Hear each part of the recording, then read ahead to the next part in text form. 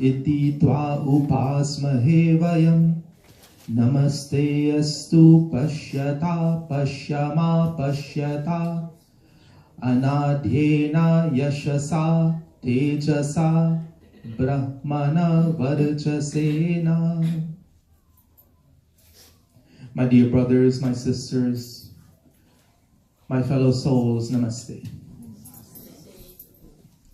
The great Kabir said a long time ago that when you were born in this world, you cried and everyone else laughed.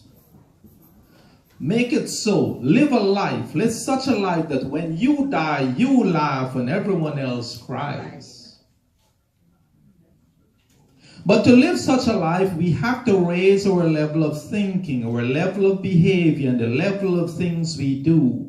We have to walk that higher road, a higher life we have to live. We've all heard that with practice comes perfect. Our musicians here, our Bhai Devanand can tell you, they practice and they practice and they practice until they get so good that listening to their music gives you chills. To live this higher life, we're told to love and not to hate. We're told to let go and to forgive. But like we learned from our musicians, how can we get good at something if we do not practice? So how do we let go? How do we forgive? How do we move on in our lives and leave the negative experiences behind? How do we stop feeling those negative emotions? How do I stop feeling jealousy and hate and dislike? And if I do not practice this, how am I going to get better? We're all advised by the great ones to practice Shama, forgiveness. How do we do this? Do I sit down and make a list of people I need to forgive? Raj and I had an argument many years ago. He said some pretty mean thing to him, so I have to forgive him. I have to remember that. I came to Mandir one time and somebody didn't ask me to speak. And I hold that against them. Do I need to remember that and forgive them for that? Is this how this forgiveness works? No, we do not need to go and make a list of the people that we need to forgive in our lives. What we do is we begin by changing ourselves. We raise our own level of thinking so we no longer feel dislike and negative emotions and hate. We do not feel vindictiveness in our mind. We change ourselves so that we are so spiritually aware. We become one with that divine presence within ourselves. That when you look at the world, you look at the world through different eyes. I've always said, if you were to wear rose-colored glasses, you'll see a rose-colored world. If you wear yellow-tinted glasses, the world looks yellow-tinted to you. Look at the world through the eyes of love and you will see a loving world. If you look at the world through the eyes of dislike, you will see a world full of dislike. Feeling guilty because you have not forgiven somebody else. No, this is not how we need to think. This way only keeps us a prisoner in our own past. By feeling and harboring guilt in ourselves, we are escaping the responsibility of living in the present and moving forward with a new way of thinking. Those who cannot forgive others and they hold permanent resentment in their hearts, those are the people who have never learned to first forgive themselves. They are guilt-ridden people. They are overcome by guilt. Mrityu sarvahara chaham udbhava cha bhavishyatam kirti shri vakcha narinam smriti medha dhriti kshama. God is not only the force of creation, He's also the force of destruction. Here Sri Krishna explains that God is the one responsible for the all-devouring mrityu, death. But He is also Udbhava, the origin of Bhavishyatam. Those things that have not come yet to be, they're not even born, they have not even become.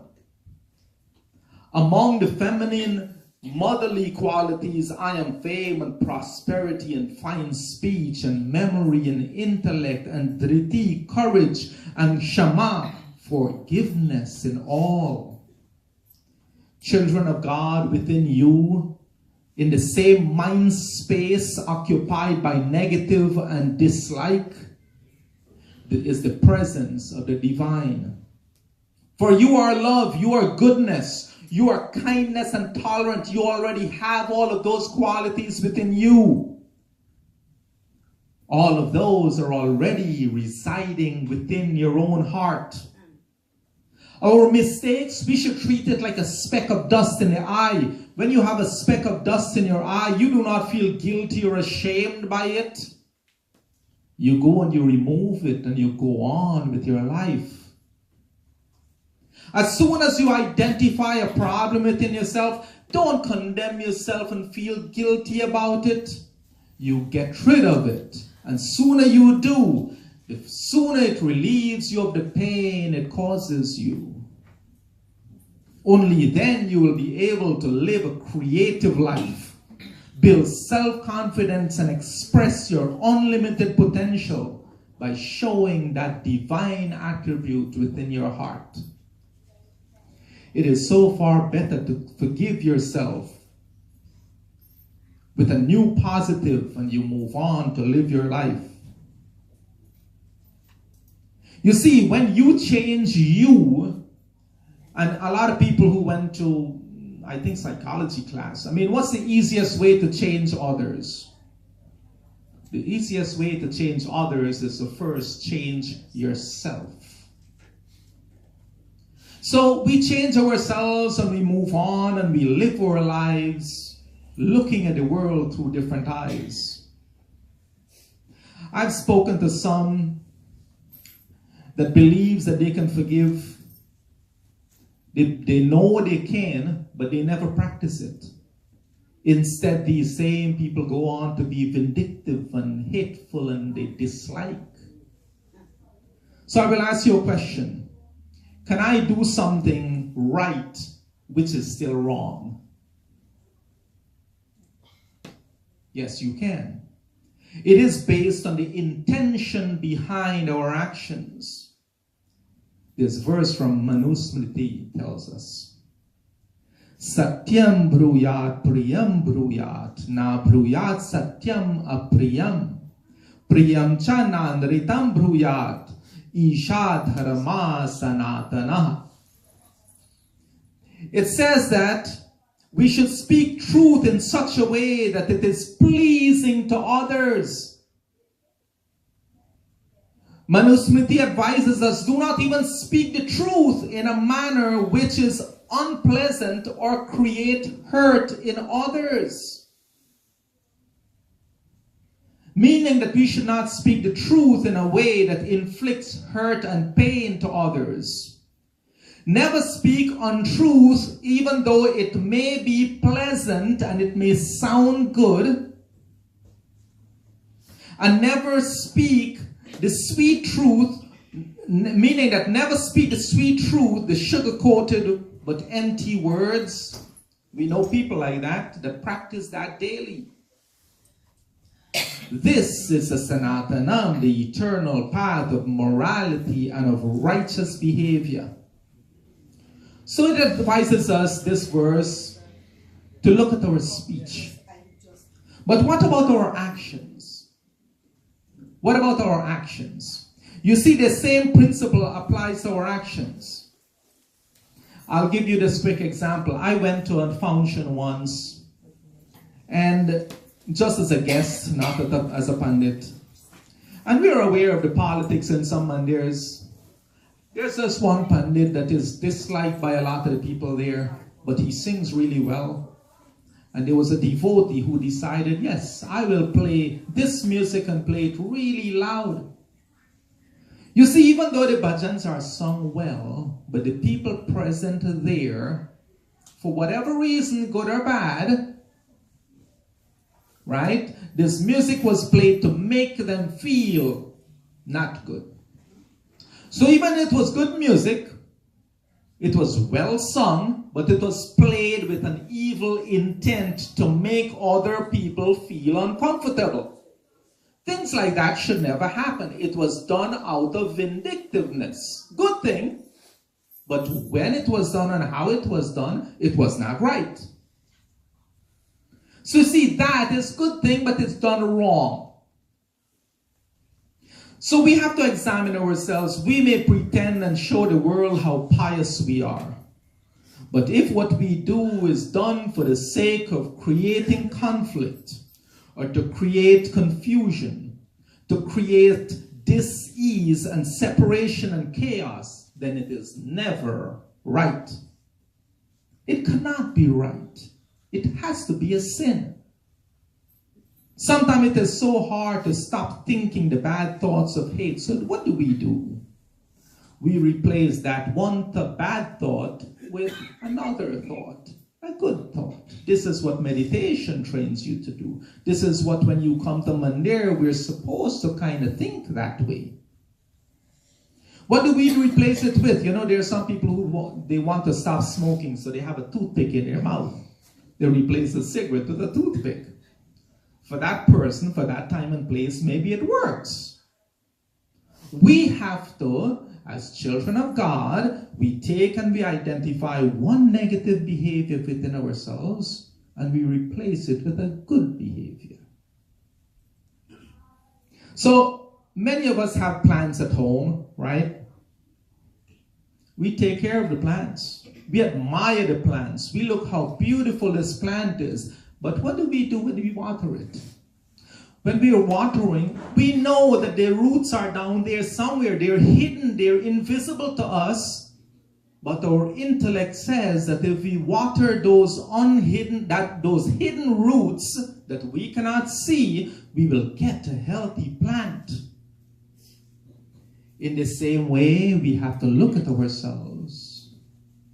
That spiritual self within is that hidden root that we have within ourselves. That if we were to treat that right, if we were to focus on that hidden root within ourselves and feed that with the right thoughts and the right approach and the right frame of mind, then we can really blossom, and that goodness comes out within ourselves.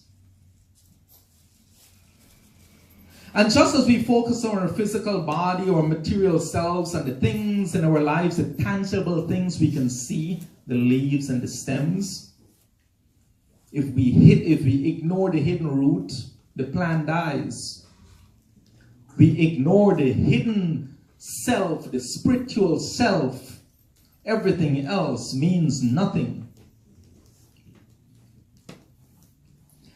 This little story, a master and his student was walking by a river. The river was unusually high, and there was this young woman waiting to cross over, but she was afraid. The master picked up this young woman on her shoulder, carried her across the river, and put her down without saying a word. And the student and the master kept on walking.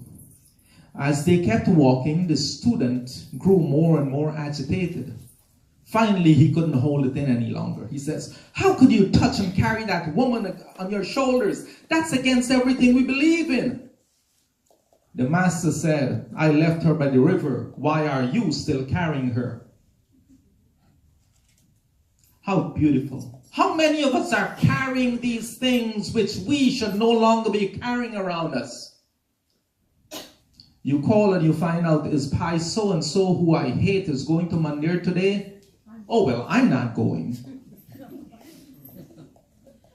How many of us do that? We carrying around this thing in our minds. We change our own behavior. We fail to water and to nourish that hidden root beneath, where that Bahaji that you hate so much comes to Mandir and he don't even realize of your existence. And here you are modifying your behavior because you don't want to be with him. See, we all have this student. Remember the master and the student. We all have this student within us. The one who like to look and criticize and condemn. But we all also have the master within us. Those, that ability to let go is already within us. Which one are we feeding? Which one are we paying attention to? There's a part of you that's the master. There's a part of you that's the student. So we have to adopt the master's view of looking at the world, and problems come, address the problem, be aware of the problem, and let go of the problem. Not carrying on the problem and carrying it on your shoulders. What memories are you carrying around? What kind of angst are you carrying around that you could have let go and your life would be so much easier? So, all of us have problems. Some of us have money problems. Some of us have family problems. Some of us have work problems. I'll give you this little... Imagine that you have a bag of rocks. It's a backpack. And it's sitting... You go home and it's sitting there. You have a choice whether you pick up this heavy bag and you strap it onto your shoulders and you carry it for the rest of the day. You have a choice. Do you choose to pick it up and suffer through the day, or do you choose to leave it down and walk freely for the rest of the day? God has given us all that choice. So I would like to ask you today, you come to Mandir. I want you to imagine that when you get up today, and you get up and you walk away, that you leave behind all the bad things in your life. You imagine that you're leaving behind all your bad thoughts, your illnesses, your greed, your terrible desire, or your unease in your mind, and all the confusion, that you're leaving them where you're sitting. Leave them all behind.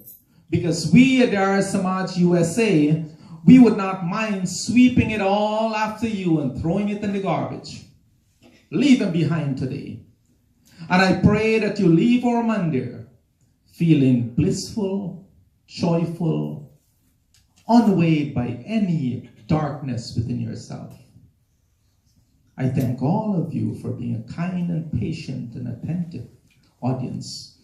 Om Purnamadaha Purnamidam Purnat Purnamudachyate Purnasya Purnamadaya Purnamevavashishyate. All is complete, all is perfect, all is complete.